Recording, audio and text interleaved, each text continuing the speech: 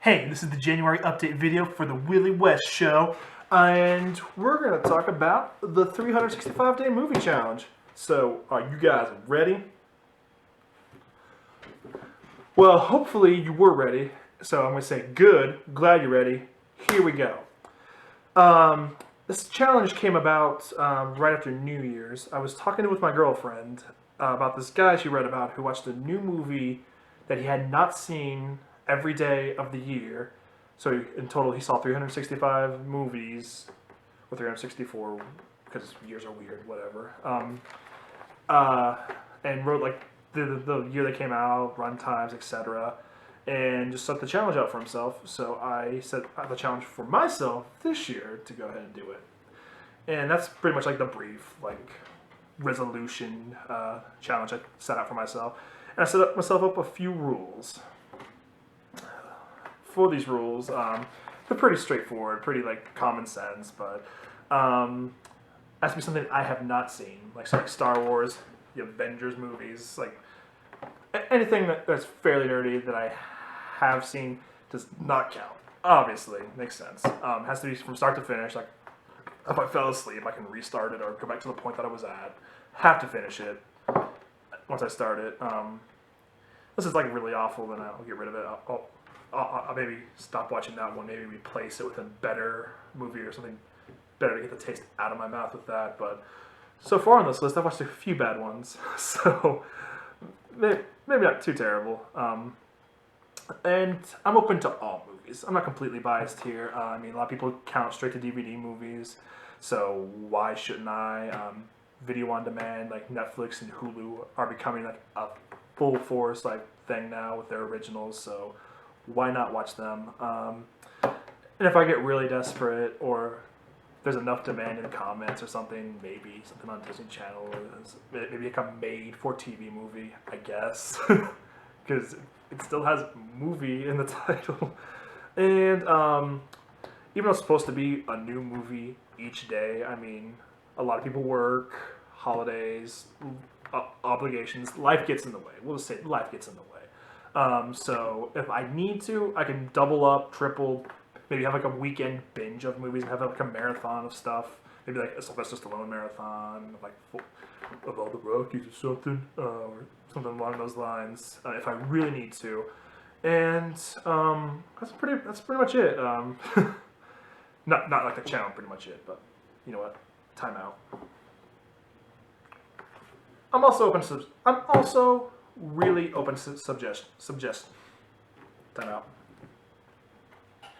I'm also open to suggestions. I've went to a bunch of lists of movies I must watch. Some of them really aren't very interesting to me. Didn't seem very interesting to me, or I've heard many things about them, or maybe something's just like maybe a bit too long or depressing. Maybe I'm not ready to watch that quite yet in the challenge. But if you have suggestions like, Will, you must go see this movie, or Will, this thing's on Netflix, it's only there for like another day or two, you need to go watch it, like, tell me immediately. I'll try to get to it as soon as possible and get on the list. But yeah, that's about it. And now let's get down to the list. Future Will.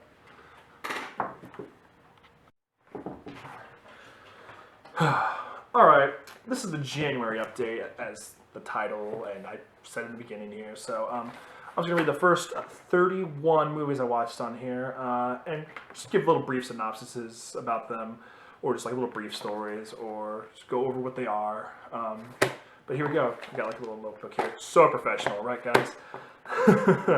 But number one, Concussion. It's a new Will Smith movie. It came out right around Christmas time, about football players and how the guy who discovered that concussions were like messing with their brains and stuff. I'm a big sports fan. I mean, it's not primarily a sports movie, but if you're interested in that topic, I highly recommend it. It's a good movie, and the NFL is totally villainized. Like, you would think like they were the Empire from Star Wars, the way they set them up. And from what I've seen and heard on various accounts, they kind of are. Number two, Rocky Balboa. Funny story. We'll go back to past Will in November. I went to go see Creed, right? And I'd never seen any of the Rocky movies, so I was a bit worried about seeing it. And I watched it, I was like, oh my god, that movie was amazing. Like, I had not seen a single Rocky, but Sylvester Stallone just like brought it, and I wanted to learn more about that character. And of course, there's 6 movies about him, and 5 of them were on Netflix. The 6th one was in. I got the collector's edition box of all the movies. It had some prints, and I watched it. It was very surprising. I just hadn't heard much about it since it first came out, and it's a pretty solid flick. If you haven't watched that, or if you want, if you haven't watched it, you need to check out Rocky Balboa. Great movie. The Martian. I don't know why I said it like that. Maybe I'm trying to be more Boston, even though I live in Ohio. Peter. I'm not going to do that voice. That was lame. Number 3, The Martian, featuring Matt Damon. And it's a Golden Globe Best Comedy winner. Who would have known? I mean, there's some funny jokes. There's some funny jokes in them, but I wouldn't consider it a comedy. Maybe a dramedy? Something of that sort. I mean, it's Castaway in Space, which everyone's saying, oh, it wasn't Gravity that?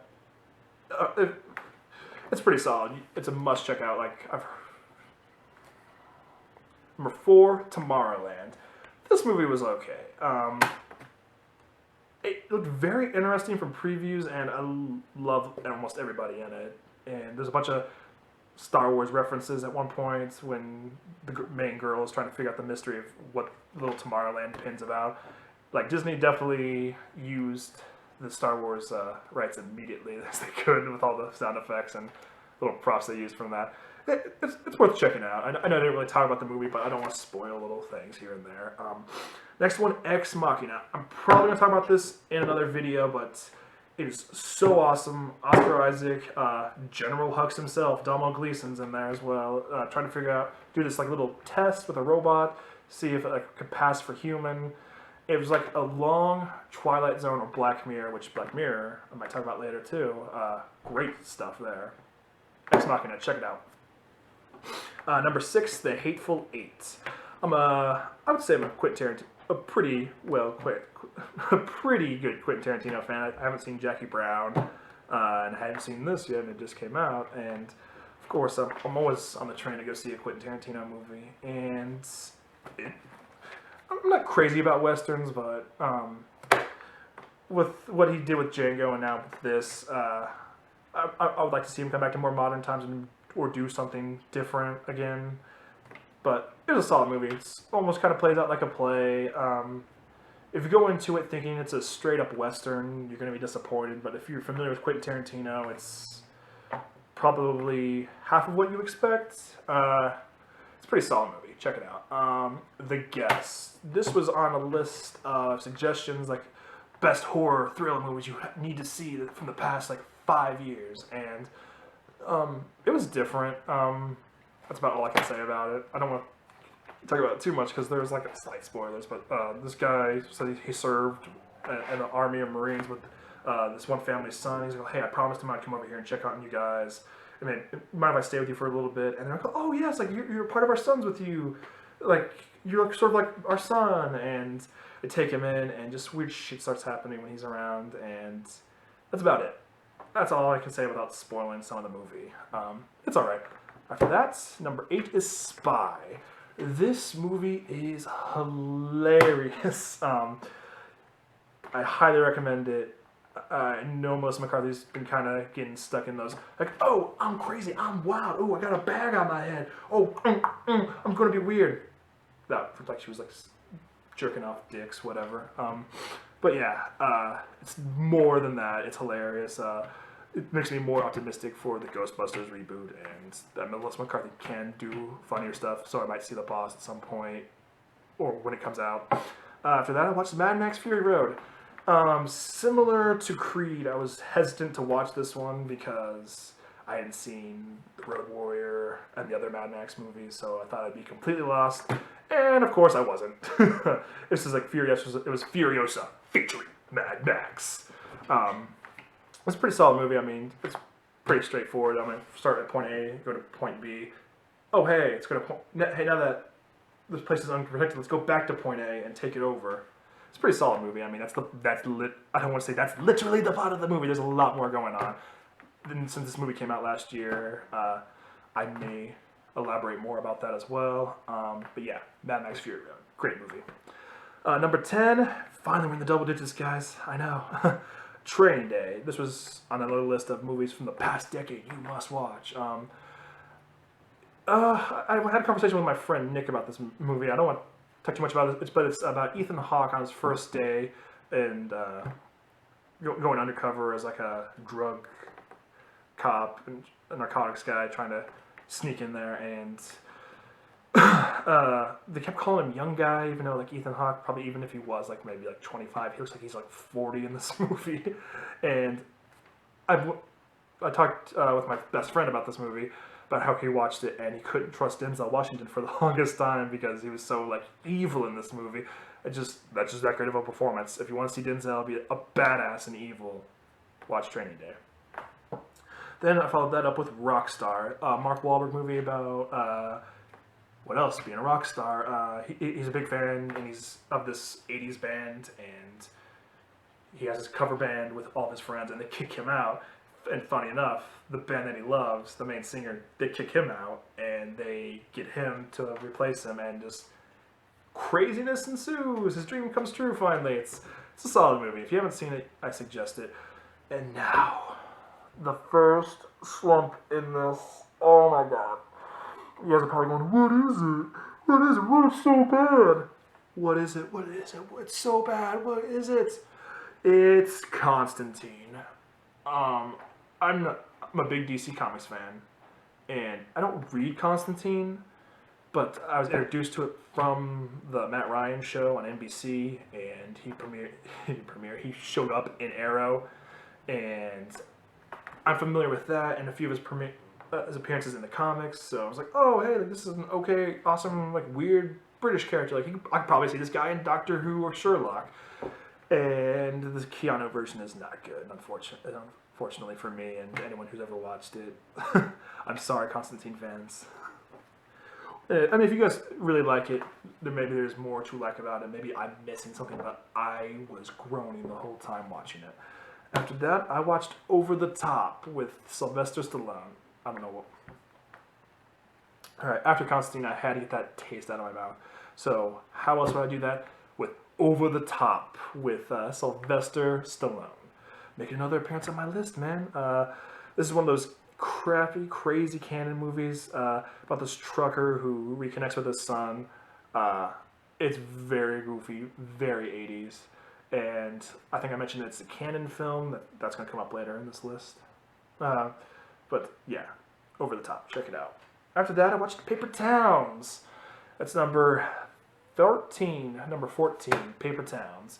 What can I say about this? It's the author of The Fault in Our Stars, John Green, I believe, and it's a little mystery, like love story. This guy has a crush on the girl who's going to be Enchantress in Suicide Squad, and they go on a cross country trip to go find her in a paper town. If you've seen the movie, you know what a paper town is.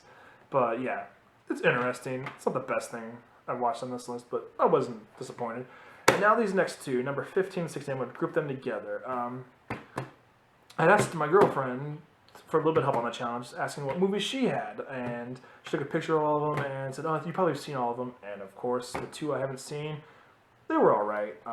It was from Justin DeKelly and Practical Magic. That's not a combined title. Can you just imagine that crossover, though? But yeah, the from Justin DeKelly movie was very, very goofy. I know it was a product of that time and came out right after American Idol, but oh my god, like this craziness and stuff that happens in this movie needs to be seen to be believed, because it is garbage. And then Practical Magic, that came out during the height of like witches are cool, like Sabrina the Teenage Witch, Hocus Pocus, The Craft. It's got Sandra Bullock, Nicole Kidman. I mean, they've been witches their whole life, and always everyone give them crap about it. And they're sisters, and they go through stuff, and all kinds of craziness ensues. But yeah, Practical Magic. I can't recommend it, but that's what I watched. After that, I watched What If, and you guys are like, what? What is that? If you ever want to know what it's like what it was like when Kylo Ren and Harry Potter were roommates in New York, this is the movie to watch. But in all seriousness, Daniel Radcliffe, the actor who played Harry Potter, is the lead, and he falls in love with this girl who is about to get married or has been in a long-term relationship with this one gentleman, and he's like, "Oh, hey, I'm gonna be just friends." Like, it's a solid movie. Definitely surprised me. That was a recommendation from my friend Nick. Thank you, Nick. Good taste in movies. I'm gonna listen to your recommendations. After that, I watched the documentary Electric Boogaloo. Not Breaking 2 Electric Boogaloo. Electric Boogaloo, the documentary. It's about the canon movies, like Over the Top, Superman 4, The Quest for Peace, He-Man and the Masters of the Universe. It's just so crazy here how wild these guys were making these movies. And I mean, you can't fault them for having a lot of passion, but my goodness, they turned out some turds. I mean, I can't make movies, but wow. If there's a crappy movie from the 80s, you probably track it back to them. Guaranteed. After that, I watched Atlantis, the Lost Empire. This movie came out about the time where, when I was a little kid, maybe going through puberty, going, "Ugh, cartoons are lame. I don't like those." And that kid is an idiot, because Atlantis, the Lost Empire is awesome. Just like the group dynamic of every single one of the characters, how they all have like a special trait or how different they are and how they come together. It sort of reminded me of the Avengers, and maybe even Joss Whedon was watching this when he was writing the script. I don't know, but it's a very solid movie. If you have never watched it and you've always had doubts, watch it. You will not be disappointed. And like I said in the rules, I was open to all movies, so I checked out Smosh, the movie. It's got movie in the title, so of course I had to watch it. Or did I? I've always been a big fan, not a big fan, but I would say I watched the Smosh movies when the Smosh videos when they first started. And they were funny, the Pokemon parodies, and now they have gaming channels. I watch the honest game trailers on there. And just, I checked this out. It's got a bunch of YouTube jokes and a few comedians that I'm familiar with. And if you like the Smosh guys, I would say check it out. But besides that, if you don't know what it is or what to... I don't know where I was going with that. But yeah, Smosh the movie. If you like Smosh and you want to see them in a movie, watch it. Then I watched Pumping Iron with Arnold. Yes, we're going to pump you up. That's about the... I mean, I think a lot of people have seen this already, but if you haven't, it's a documentary of him going for his 5th Mr. Universe title and just seeing how hard these guys are and how hard these guys are. How hard these guys train to get like that jacked and like some of their motivations. It's very interesting. It's a very solid documentary. You should check it out. After that, I watched 13 Hours. That's probably the first movie I saw in theaters since the Hateful Eight. And it surprised me. It's a Michael Bay movie, and it wasn't awful. It's got John Krasinski as one of the main leads, and it talks about the movie about the Benghazi attacks. If anyone knows about that, you should check it out. It's got some Michael Bay isms there, but I promise if you just stick through it and push those aside, you will enjoy the movie. After that, I watched The Fifth Wave. I know young adult movies are kind of in right now, but this is not the greatest. The aliens attack and all these waves keep eliminating the population and whatnot. Power, famine, no electricity, just a lot of bad things happen. And Grace Marie Rest is the lead. She was okay. She took it seriously, but they also have the kid from Jurassic World, the creepy staring kid, and I gotta bring this up. It's so ridiculous. They were at Wright-Patterson Air Force Base for one of the scenes, and a bunch of them like meet up at one point. They're going, "Oh my God, why is that guy here?" And I swear to God, this is a Atlanta movie. He's just here. I mean, I get it, like, that's sort of like real life, but it was so ridiculous. I had to laugh about it in the theater. Like, oh my goodness. After that, I saw Swingers, the Vince Vaughn, Jon Favreau movie. Jon Favreau's character is going through a bad breakup, and so Vince Vaughn's trying to get him back out in there, and they end up being single and meeting women, and he's also a comedian. And it's a very solid movie. If you've never seen Swingers, I would recommend that. That's just a brief synopsis. There's more to it than that, but you should definitely check out Swingers. After that, I watched Galaxy Quest. I think this was about around the time Alan Rickman had passed away, and I had never seen this movie completely. I'd seen bits and pieces, and my Uncle Tim Allen's in it. But it's very solid. I thought a bunch of the references would go over my head since it's a parody of Star Trek, and I never watched Star Trek or was a big Star Trek fan. But it's very solid. Very funny movie. After that, I watched Vanilla Sky. I'm a huge Tom Cruise fan. I love a bunch of Toms. Maybe in a future video I'll talk about my love of Toms. Not the shoes, but just anything with Tom in the name, I love. But this one was weird. It kept trying to... You shouldn't do this in a movie, but a lot of twists have happened. A lot of twists have happened in movies now that you kind of call it, and I called a few of them. But there's like a twist within twist within twist, and it just was really bizarre. But if you like Tom Cruise and you like movies with twists, that one's one to check out. After that, I watched Goosebumps with the little brothers. We were going to watch it in October, but just stuff got in the way. Got busy. It happens. It reminds me of a lot of Jumanji. The Goosebumps books come alive. Jack Black is hilarious as R.L. Stine. I might even talk about this later in another video, but Goosebumps. If you're a fan of them as a kid, and you like Jumanji, or just you're looking for something more of a family, check Goosebumps out. Me and Earl and the Dying Girl. I saw a preview for this while watching Paper Towns, and I remember there was a time right when this came out where everybody was talking about it, and I had no idea what this was.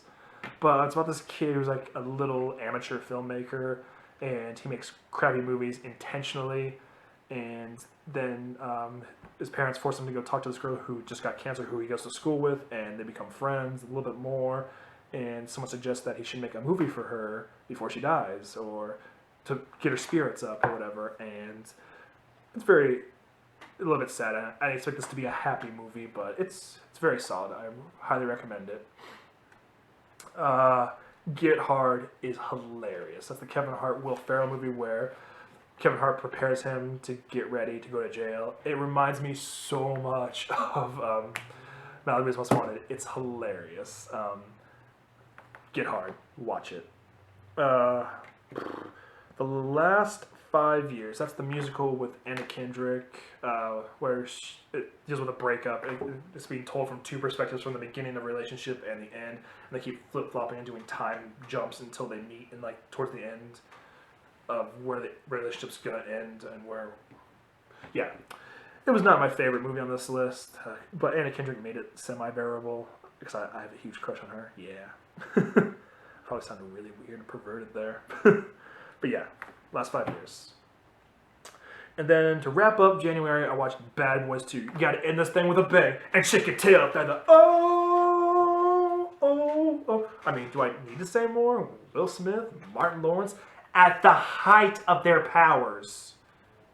That's a reference that's going to go over a bunch of people's heads, or everyone's going to comment going, hey, that's a Hell Runners thing. Blah, blah, blah, blah.